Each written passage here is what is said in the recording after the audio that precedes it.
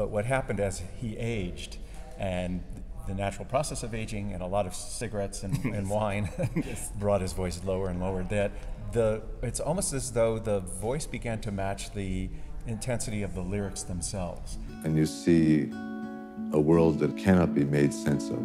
You either raise your fists or you say hallelujah. Amigos, amigas de Spoiler Time, estoy acá con Daniel Geller y Dayna Goldfine, los directores de Aleluya, la nueva película documental sobre la canción más icónica quizás de Leonard Cohen. Guys, nice to meet you. Thank you for your time. Gracias. Con mucho gusto. Gracias. Gracias por el español también. So, the first time I heard a Leonard Cohen song was the movie Pump Up the Volume in 1990. It's a great movie. It's a great movie with Christian Slater. And that voice amazed me. It was something beautiful for me. And from there I became a fan of Leonard Cohen. So do you remember what was the first song you heard from him? And what did you feel at that moment?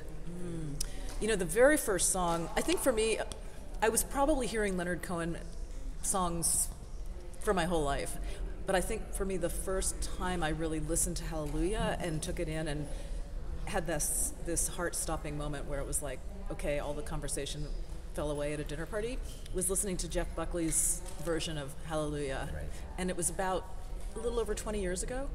And I was like, what is that? I didn't even know Leonard Cohen had written it. And I think for me, I remember seeing the movie McCabe and Mrs. Miller, a Robert Altman movie, which has a lot of Leonard Cohen songs in it. And not really knowing who Leonard Cohen was, but just being transfixed by the voice that was singing those lyrics and then the lyrics themselves. And so that, for me, was the first time I was conscious of and something unusual happening with a singer who's not the typical voice. Yes, and this voice changed something about your perception of singers in United States or Canada? I think so, because when he was younger, he had an interesting voice. But what happened as he aged, and the natural process of aging and a lot of cigarettes and wine brought his voice lower and lower, that it's almost as though the voice began to match the intensity of the lyrics themselves. There was a maturity that came into the voice that gave greater justice to the lyrics as being performed. Yes. So how the idea of making this documentary began, and how you had access for all the material that we can see in it?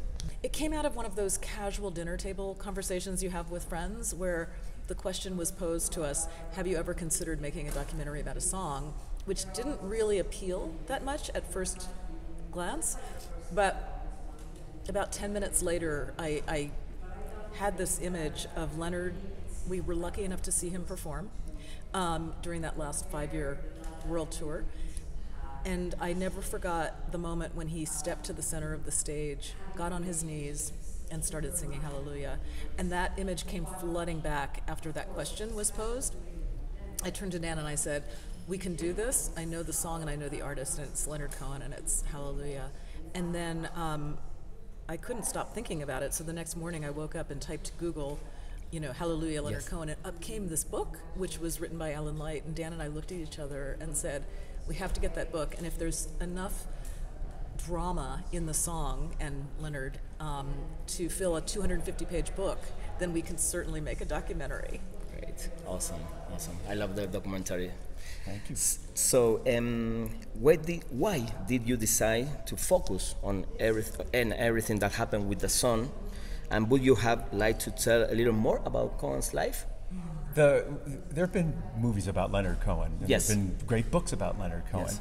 But to focus primarily on the artistic process and spiritual journey that Leonard Cohen took through his life is something that we hadn't seen anybody do before. And it gave us great permission to just pick the pieces that we want and not have to say from the beginning, he was born in this house in this year, so we could hop around. By using Hallelujah, which is a song that, as Adrian Clarkson says in the beginning of the movie, encompasses so much of what Leonard is, it allows us to look at his longing for connection and his sexual side of his life and the biblical side of his life and also the doubter side of his life. So it really opened up. I can't think of another Cohen song that would give us the permission that way to jump around. And there will be doubtlessly other Leonard Cohen movies and books made, but this one's unique. Yes, and how many hours do you have collect for the life, the Leonard Cohen, and how you choose what you really use in the movie? It's a lot of sifting, and you do experiments in the editing room, and you go down a lot of dead ends. Just as one example, once we got those incredible cassette tapes from Ratso Sloman, the Rolling Stone reporter, who started interviewing Leonard in 1973 and interviewed him for the last time in the early 2000s. So he gave us about 12 hours worth of tape, and listening to them over and over again and transcribing them, and ultimately there's 8 minutes of that 12 hours that's strewn throughout the film. So, and when Ratso saw the film, he said, "How did you do that?" And I said, it's a lot of trial and error.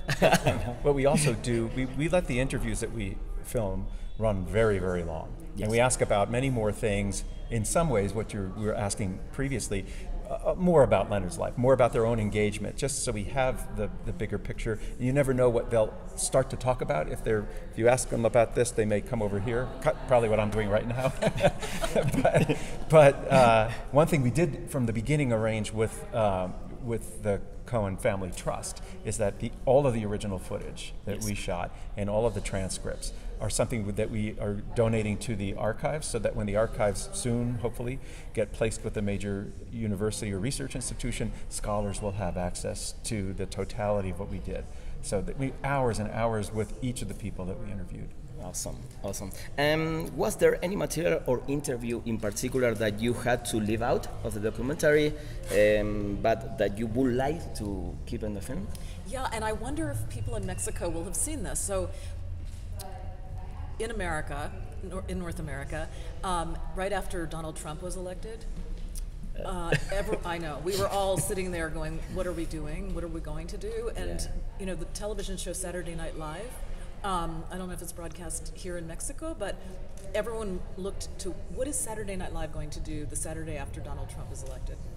Kate McKinnon, who is the star of that show, basically, came to the stage and did a solo version on piano of Hallelujah, dressed as Hillary Clinton. And the world, at least the world in Los Estados Unidos watched. We got an interview with Kate and with all the writers from Saturday Night Live, and it's incredible. What happened? Well, we had it in the cut up until the very end, and over again, when we would do work-in-progress screenings, our very, very well-trusted advisors from all over the place said to us one after the other, great scene.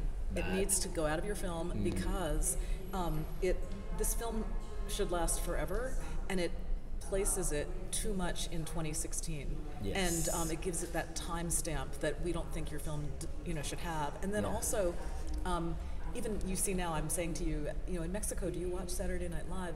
It made it so much about the United States, and Leonard was a citizen of the world. Yes, I know. So I don't have more time. I have a lot of questions for you, but maybe next time.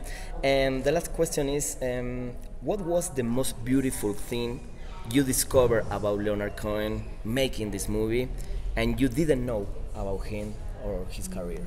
I had known about his engagement with Buddhism, but I didn't realize that his engagement with Buddhism was part of a larger search where he never left behind his Jewish heritage. As he says, I have a perfectly good religion. It wasn't either or. And for me, it was interesting that he, as he says, he had this resonating presence in his heart of something that needed to be healed. And he was searching for that, and then he got to a certain age, and as he says, the search itself dissolved, and a depression and longing that he had lifted, and joy entered his life. And that was interesting because he didn't find something through the seeking, but it found him in a way without the seeking. It's fascinating to me. Yes. You? For me, I think the biggest gift is that when we started this project, having listened to Leonard Cohen for a long time, and looked at him sort of as a god. You know, it was like, oh my God, the great Leonard Cohen.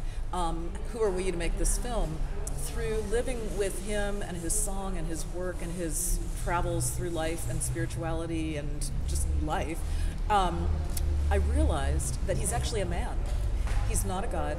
He's a man who worked very, very hard on himself for every single day of his life, and that is a huge inspiration. Yes, I know. Great. So, can you invite to the people in Latin America to watch the movie? Well, it's certainly, as soon as it becomes available outside of festivals, and our friends at Sony Pictures are going to be working to get it out into theaters and available in all sorts of ways. Please come see the movie. Please, please, please. It was such a joy last night to be here in Mexico, in Morelia, for the premiere of Hallelujah, the Mexican premiere of Hallelujah, and to witness an audience that was really with the film. So we look forward to sharing it on the big screen with many more Mexican audiences. Por favor. Por favor, vayan a ver la película en cualquier cine que la puedan ver, encontrar y próximamente seguramente en plataformas porque es excelente. Muchas gracias. Gracias.